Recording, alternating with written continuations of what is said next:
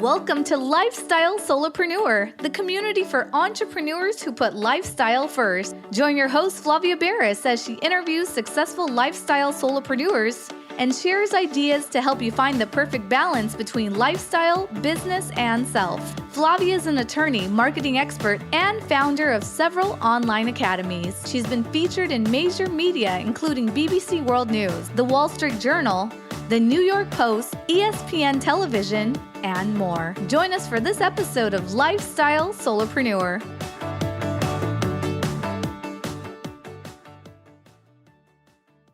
Hey, Lifestyle Solopreneurs. Today we get to speak with Jen Cochrane. She is the co-founder and CEO at Gifted Travel Network. It's a luxury host travel agency with over 300 advisors throughout the United States.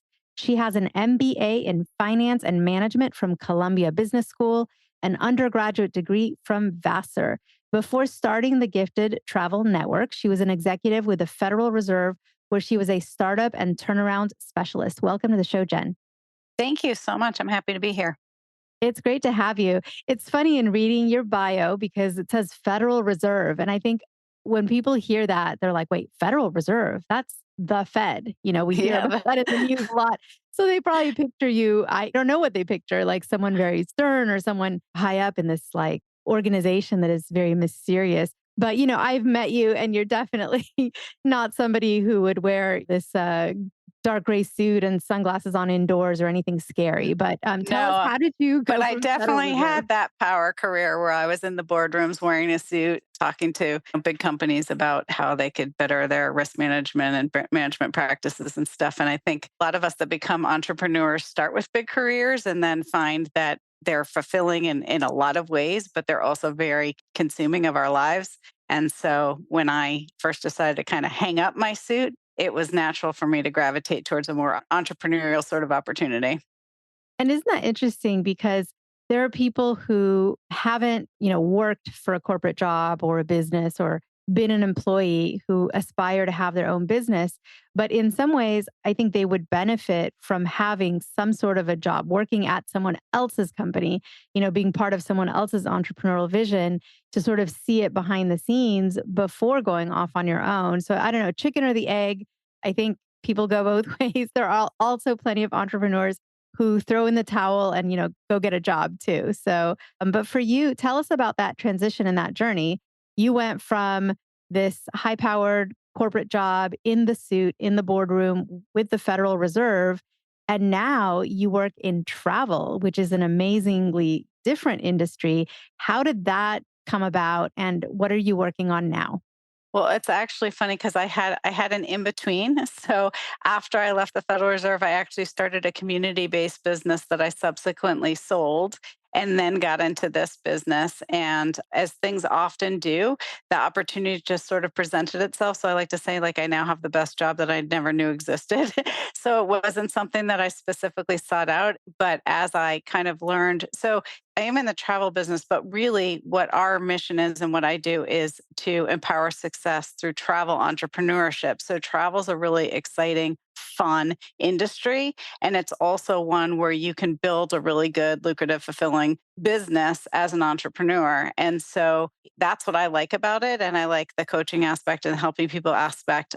But to your point, in terms of the transition, like you wouldn't think that a lot of the skills that I learned in my executive track within more of a corporate or whatever you want to call the Fed function would be things that serve me. And now running a company that started with very entrepreneur, we started out of a spare bedroom in my house and now we've got 28 employees in an office and advisors all over the country. But those skills do translate because when you start a business, you need to know sort of all the things. You need to know about finance and HR and marketing and technology and everything. So the more breadth you have, I feel like going into that journey, the better it serves you once you're getting ready to get started.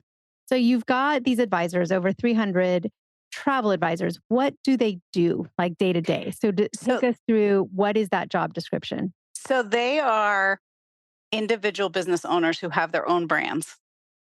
And we are essentially service providers to them. So my business, our employees are serving all of those advisors who have their individual brand. So if you were to start your own company, let's say you named it Flavia's travel company, you would need to have access to all the right partners, all the right access to high commission levels, access to hotel elite programs, access to all these things in order to be able to provide for your client the best experience that you can provide. It's very hard to do that as a very small business. But when you have all of these small businesses together under the umbrella of a host agency that has all of those relationships that can give access to all that stuff, it enables those smaller agencies to be successful without as much overhead, and also gives them access to things they'd never be able to get on their own given their size. So we do that, but also we actually help people to build those businesses. So how do you start a business? How do you build your brand? How do you build your client base? How do you engage your prospect? How do you deliver the kind of customer experience you want to deliver? How do you understand the revenue drivers for your business and how to make it profitable so that you can have a quality of life and a business that you love? Those are all the things that we do for those advisors. In business, we often have these moments where everyone in the press and just the chit chat is, oh, that industry is dying because it's being taken over by X, Y, or Z. Yeah, Lately, absolutely. people are saying, oh, copywriters and writers in general, it's not going to be the same now that we have AI that is like literally a computer writing things. And I know at one point people said, oh, with websites like, oh, back in the day, the early ones, Priceline, Hmm. Travelocity, now there's like dozens. The travel agencies are just not going to be the same. It's all going to change and be different. So how has that industry morphed? And your advisors that you assist, what are they doing for their clients that the clients can't do by themselves by just booking a flight or a hotel online? So, I mean, I would say that the internet, the OTAs, online travel agencies did change the makeup and the traditional sort of travel agency, which is a very transactional type relationship. You walked into a brick and mortar and you bought an airline ticket or you bought a cruise or whatever it was. I would say that industry is largely dead. I mean, it still exists to some extent, but I wouldn't aspire to enter the industry under that sort of business model. What it's become is more of an advisory business. And what your clients can do is they can look online and they can get lost in a myriad of things that they could potentially book for themselves, but they don't have the expertise. So it's like being your own doctor, your own financial advisor, or anything else. Could you do it to some extent? Yes. Would you want to if you want to invest your money in the best experience? Probably not. So travel advisors not only have the expertise to be able to design an experience that's really tailored to a client, they also have access to resources and amenities and things that general consumers can't get on their own. And they're also walking them through every step of the process. So to be able to replicate what somebody with that expertise could do on your own, even with AI, you're just not going to get to that level of experience. And if you did, it would be hours and hours and hours and hours and hours of research. It's much better to put yourself in the hands of the experts. So it went from being, like I said, a transactional thing where you go in and you want to buy something from someone to going to somebody who's a trusted advisor who understands who you are as a person, understands the kind of experience you want to be, knows how to access those special off the beaten track, exclusive access kinds of opportunities you might not even be able to find on the internet and tailor it all to you so that you get the return on your investment for your time and your money, that people want, especially when you're doing a bucket list trip or something. Those are big investments. They should be perfected to what it is that you're looking for. And so you have a finger on the pulse of, what are people wanting in their travel right now? What is that thing that is most commonly being asked for that your advisors are helping people create and bring to life?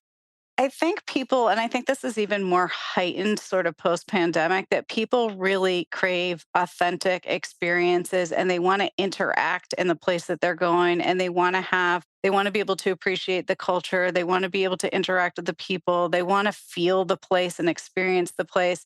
It's not so much that they want to go and just check a bunch of landmarks and museums and things off their list. They don't want the generic experience that you would get if you Googled for it on the internet, for example. They want to feel where they're going and make connections. It's a lot of it's about human connection and being able to understand different cultures and being able to appreciate the world that we're in.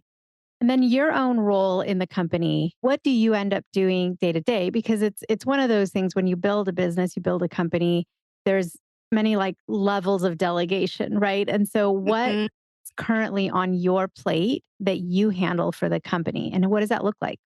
Well, I'm the CEO, so my job is really to set the stage, the culture, provide kind of advice across the different functions of the company. So sometimes I'm working on things that are related to HR, and sometimes I'm working on things that are related to marketing, and sometimes I'm working on things, that are related to the books and the records of the company. So I'm a generalist in that sense, and I have a really amazing team that's doing more of the day to day. However, I'm really passionate about helping people be successful in their business. So I still actually spend a fair amount of my time working with our advisors, doing coaching and teaching them things that are going to help them be successful in their businesses. And what's next for you? Is this something that you've hit that fifth gear or I don't know, sixth gear?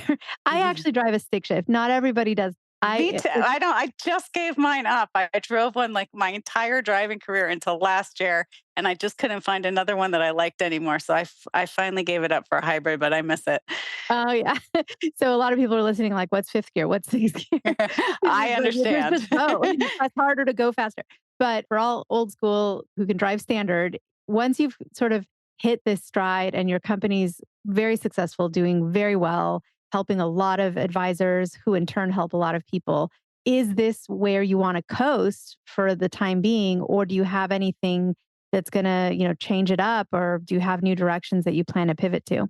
And we're in a very fast growth trajectory, and I see a very bright future for us. And there's aspects to where we want to grow strategically. So I wouldn't say that we're coasting per se. I feel really comfortable where we are in our space. In terms of my own personal development, I'm really happy with where I am because it's a very fulfilling job. So when we talk to our advisors about like what's success, how do you define success for you for your company? We talk about having freedom, fulfillment, and financial satisfaction. That's how we define success, is having those three things. And I feel like if you're in a position where you have those three things, then you should feel really good about what you are. That doesn't mean that you're not going to be challenged. Like I always have, there's always things coming up that keep my brain moving. I get to do lots of different things every day. So I'm stimulated, but also I have a good life.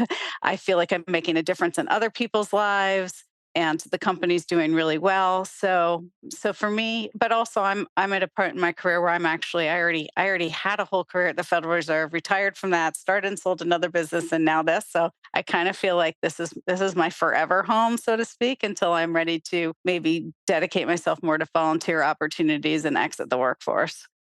I always ask this question when I think of an industry like yours that is, it can be so visual. What role does social media play today in the businesses of your advisors that, who are out there promoting their services on, helping people create these amazing trips? I'm assuming that a lot of that is visual sales. Like you really have to kind of create that vision for people to see and kind of covet, and where people are like, I want that vacation that I just saw. Or, how does that play in, and what's your involvement in that aspect of their business?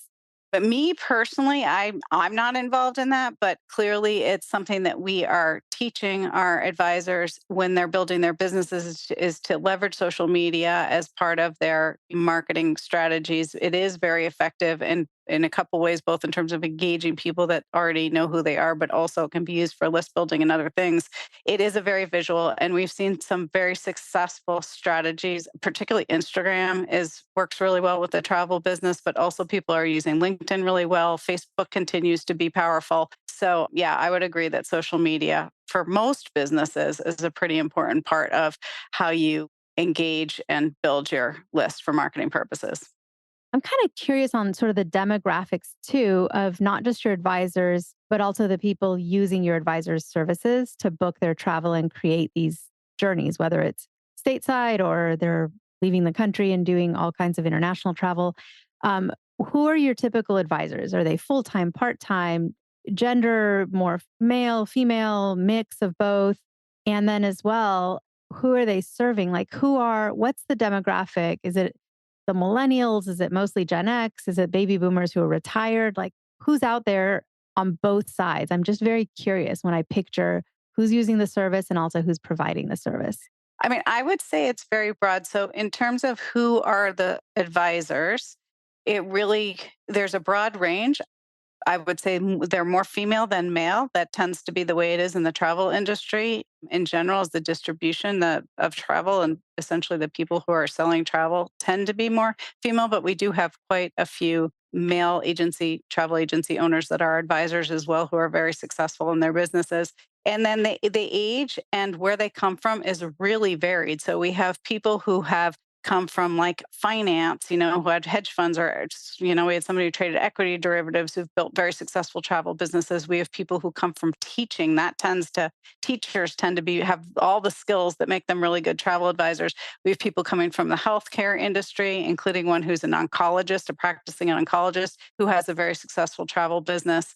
So it's really all over. People can definitely translate corporate skills into this. And then we have people who've been sort of serial entrepreneurs who found their space within travel.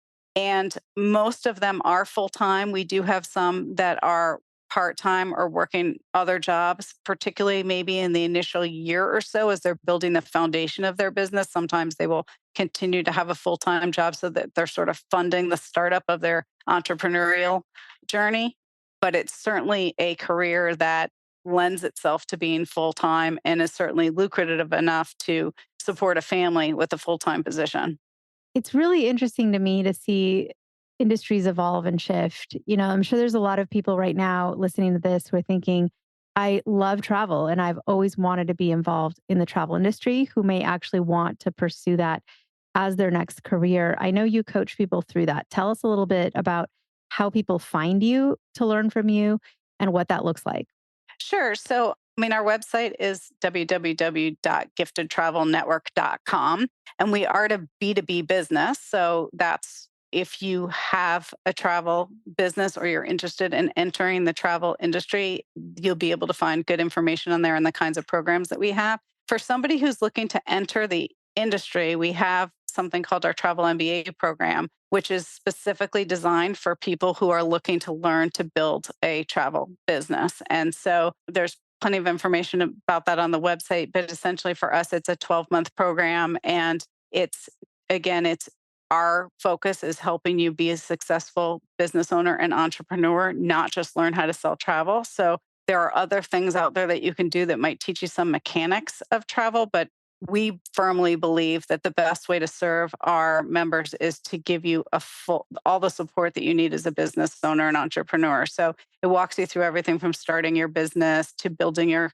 message and your branding to building your marketing foundation, as well as how do you find the right resources? How do you learn to sell to your clients? How do you know how to actually book the travel and do all the follow up and all of those kinds of things? So it's a pretty powerful program. And actually, we see when we look at our overall membership that those that have gone through our program versus those who sort of found us after they'd been in the industry for a while, the ones that started with our program with that foundation are generally more successful. So it works, is what I would say. If you're interested in travel, it can be a really lucrative career like anything else.